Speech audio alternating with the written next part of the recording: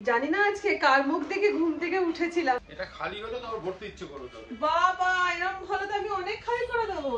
রাহুল এবার কোথায় নিয়ে যাচ্ছ? এগুলো তো আছে না। ও আচ্ছা, ওটা শুনে পাখির আওয়াজ যেটুকুনি ওইটুকুনি সব। গুড মর্নিং, সুপ্রভাত। আশা করি তোমরা সবাই খুব ভালো আছো, আমরাও ভালো আছি। আজ হচ্ছে সানডে। এই সকাল সকাল সাজুগুজু করে বেরিয়ে পড়লাম। অ্যাকচুয়ালি ঘুরতে ঠিক বলবো না, মুখার্জি বাবুর বর্ধমানে একটা কাজ আছে।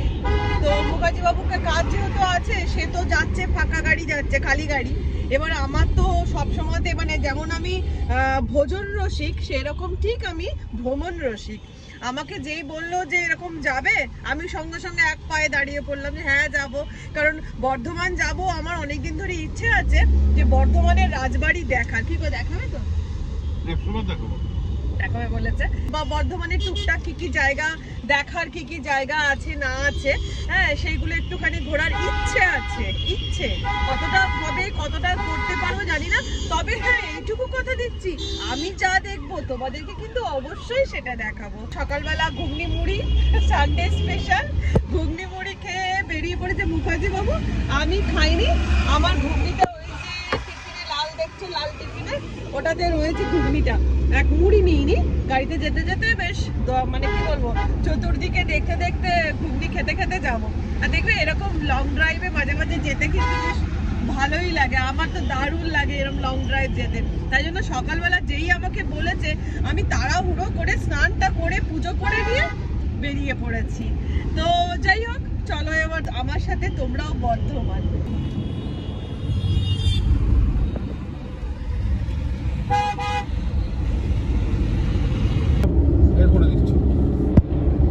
এই সেই সিঙ্গুর, একটা সময় দেখবেন সিঙ্গুর নিয়েই যত কথা বেরোতো। এই সেই সিঙ্গুর।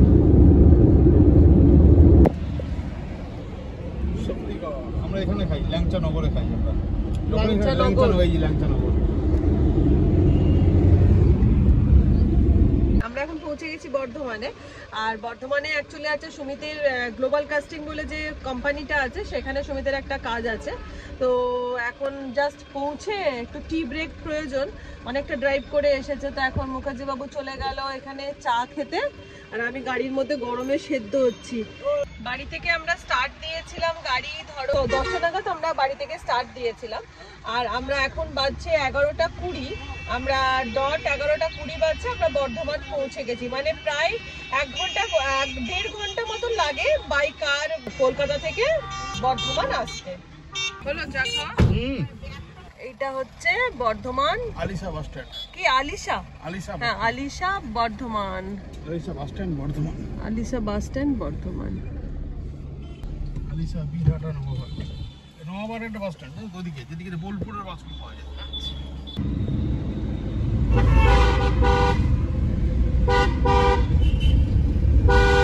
বর্ধমানেও যে এরকম ধরনের ব্রিজ আছে বলে আমি জানতাম না। সেকেন্ড ব্রিজের ছোট সংস্করণ। সেকেন্ড ব্রিজের কপি? কপি নয়, ছোট সংস্করণ। Cantilever bridge, rope bridge. সুমিতের কাজ কমপ্লিট হয়ে গেছে এখানে গ্লোবাল কাস্টিং এ। তো এবারে আমরা ফার্স্টে কোথায় যাওয়া হচ্ছে আগে দেখি, কোথায় নিয়ে যাচ্ছে গো। আর আমাদের পথপ্রদর্শক আছে, আমাদের এক স্টাফ রাহুল বলে, হ্যাঁ তার বাড়ি হচ্ছে বর্ধমানে। হ্যাঁ, তো সেই জন্য সেও এসেছিল এখানে, সুমিতের সাথে মিট করলো কোম্পানিতে কাজের জন্য। তো যাই হোক, এবারে সেই আমাদের পথপ্রদর্শক হয়ে আমাদেরকে নিয়ে যাচ্ছে। দেখা যাক প্রথম গন্তব্যস্থল কোনটা হয়। 108 শিব মন্দির। ও, প্রথম গন্তব্যস্থল হচ্ছে আমাদের 108 শিব মন্দির। শিবের শহর বর্ধমান, তাই এখন আমরা চলে এসেছি জপমালার 108টি রুদ্রাক্ষের মতন শিবের 108টি মন্দিরের কাছে। এখানে জুতো রাখার ব্যবস্থা করা রয়েছে, যেখানে টিকিট মূল্য 1 টাকা এবং মন্দিরের ভেতরে যাওয়ার জন্য টিকিট মূল্য 2 টাকা। 1788 খ্রিস্টাব্দে মহারানী বিষণ কুমারী দেবী এই 108 মন্দিরে স্থাপনা করেন।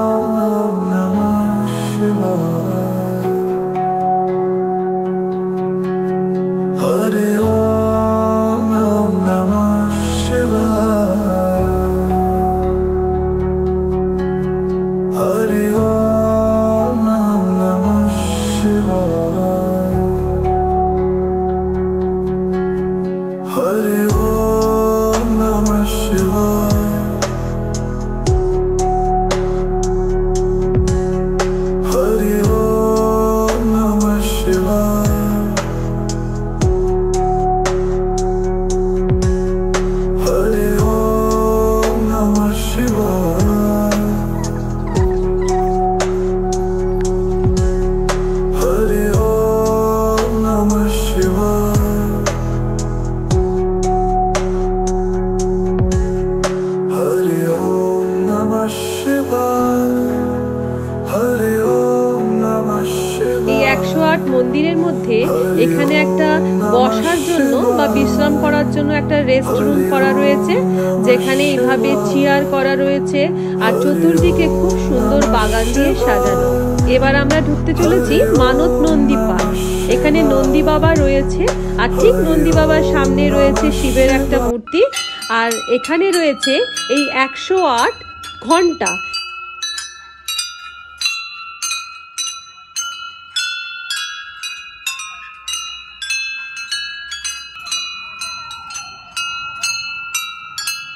তো 108 শিব মন্দির আমাদের ঘোরা হয়ে গেল, ভীষণ ভালো লাগলো, বিশ্বাস করো ভীষণ ভালো লাগলো। না আমি আগে একবার এসেছি কিন্তু এত ভালো করে দেখিনি। এবারে পুরোটা প্রদক্ষিণ করলাম। মন্দিরের একদম চত্বরে তো উঠতে পারবো না, এবছর আমাদের চলবে না, কিন্তু ধার দিয়ে দিয়ে পুরোটাই প্রদক্ষিণ করলাম।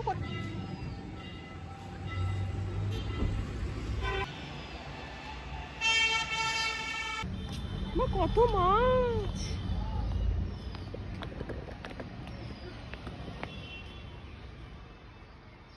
সব পালিয়ে গেল কিন্তু। খাবার দিলে আসবে। রাহুল এবার কোথায় নিয়ে যাচ্ছ? রাজবাড়ি। চলো এবার আমরা চলে এসেছি রাজবাটি ক্যাম্পাস, যেটা এখন বর্ধমান ইউনিভার্সিটি হয়ে গেছে আর কি। তো সেটা দেখে নিলাম, কিন্তু সানডে বলে এই রাজবাটিও বন্ধ ছিল।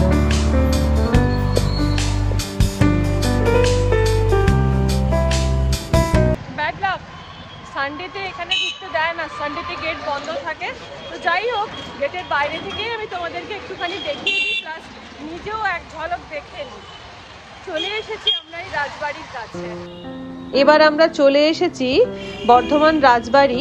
এই রাজবাড়িটা এখন ওমেন্স কলেজ হয়ে গেছে, যেটা 1955 সালে এটা ওমেন্স কলেজে পরিবর্তন হয়েছে। আর ওপরে যে স্তবকটা দেখলে, এই স্তবকটা ইংল্যান্ডের মহারানীর দেওয়া স্তবক। তো কিন্তু সানডে ছিল বলে এটাও বন্ধ ছিল। আমি আশেপাশটা একটুখানি ভালো করে দেখে নিলাম, প্লাস তোমাদেরকেও দেখিয়ে দিলাম।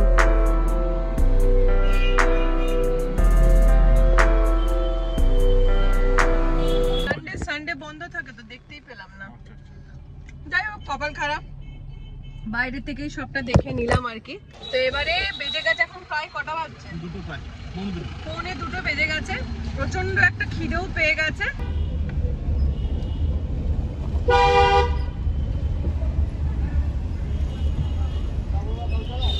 আর এখানে একটা রেস্টুরেন্টে আমাদের নিয়ে এলো। রেস্টুরেন্টের নামই হচ্ছে চিপ অ্যান্ড বেস্ট। শুনেছি নাকি এখানে খাবার খুবই ভালো, তো দেখা যাক। এখানে খেয়েছি আমরা চিপ অ্যান্ড বেস্ট। আমরা এখন বসে পড়েছি চিপ অ্যান্ড বেস্টে। আর এখানে আমরা তো ঠিক করে নিয়েছি এটা বিরিয়ানি খাবো, মাটন বিরিয়ানি। আর এদিকে মুখার্জি বাবু খাবে রুটি। তো দেখা যাক তার সাথে কি নিচ্ছে। আর এইদিকে কিন্তু চলছে খেলা। তো মুখার্জি বাবু অর্ডার করতে হচ্ছে তন্দুরি রুটি আর চিকেন কষা, আর আমরা করলাম বিরিয়ানি, মাটন বিরিয়ানি। না আমি ওকে বলছি যে, আমাকে বলছে তুমি, আমি তো ফুল বিরিয়ানি খেতে পারি না। তো ফুল বিরিয়ানি সিস্টেম আছে, যেখানে 2 পিস মাটন, একটা আলু, আর কত বললো 100 গ্রাম, 150 গ্রাম চাল, আর একটা আছে হাফ প্লেট বিরিয়ানি, সেটাতে 1 পিস মাটন, একটা আলু আর 50 গ্রাম চাল। তো আমার জন্য কিন্তু ওইটাই। কিন্তু আমি বললাম যে একটা কাজ করি, এক ফুলই নি, রাহুলের একটা, আমার একটা ফুলই নিচ্ছি। তোমার থেকে আমি একটুখানি চিকেন রুটি খাবো, তুমি আমার থেকে একটু বিরিয়ানি খাবো। বলছে দেবো না, ভাগ, তুমি জ্বালা বলো। চলে এসেছে আমাদের বিরিয়ানি 1 প্লেট ভর্তি, আর তার সাথে দেখো এরম একটা বিশাল সাইজের এই একটা মাটন, তার সাথে আবার এই আর একটা মাটন, বেশ বড় বড় সাইজের কিন্তু মাটনগুলো, আর তার সাথে একটা বিশাল আকৃতির ধামসা আলু। এই হচ্ছে টোটাল বিরিয়ানি। এটা মুখার্জি বাবুর প্লেট। চিকেন কষা আর বাটার নান, বাটার নান না, প্লেন নান।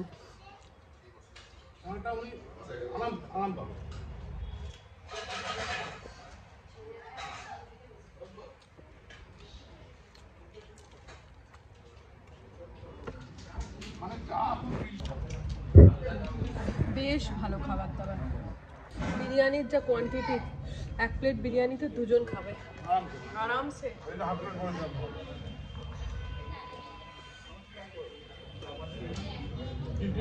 তো হয়ে গেছে আমাদের খাওয়া দাওয়া, এই যে গাড়ির দিকে চলে এসেছি।